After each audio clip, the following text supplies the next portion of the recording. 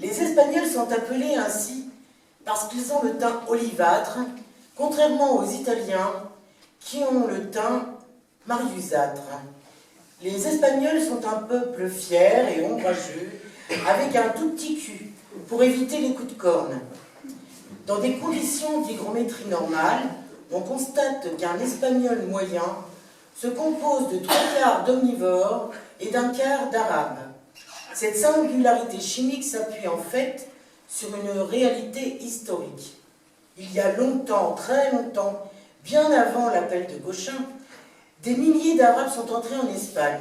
Ils couraient tellement vite qu'ils ne s'arrêtaient même pas pour pointer au bureau de l'immigration. Ils étaient bruns, ils étaient beaux, ils sentaient bon le couscous chaud, et les femmes se calaient dessous sans broncher. Portons un Espagnol à ébullition. Quand l'eau frémit, l'Espagnol aussi.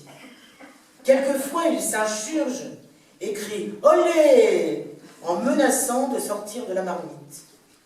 Cette expérience nous prouve que la fierté et l'ombragosité de l'Espagnol ont des limites. À l'instar de la vache, l'Espagnol va au taureau dès les premiers beaux jours. C'est la corrida.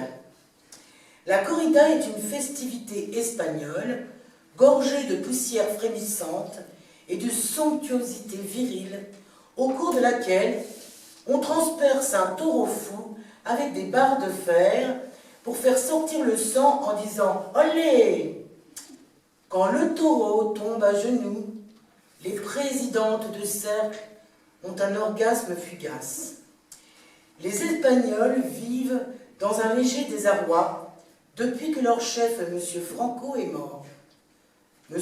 Franco a gouverné l'Espagne avec bienveillance pendant 40 ans.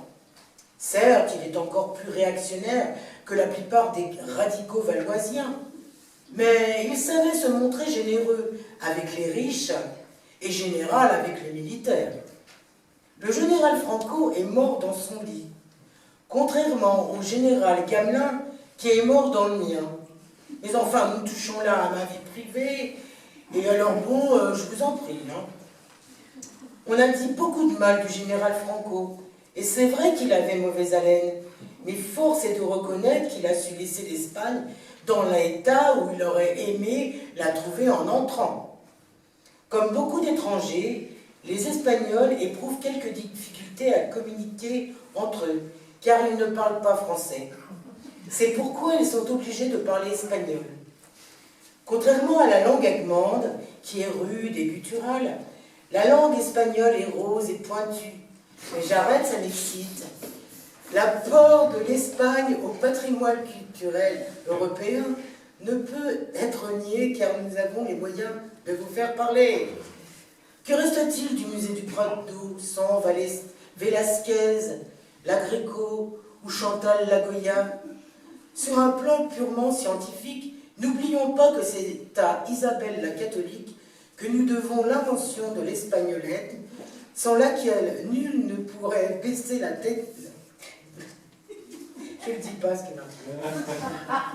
Je croyais que c'est non.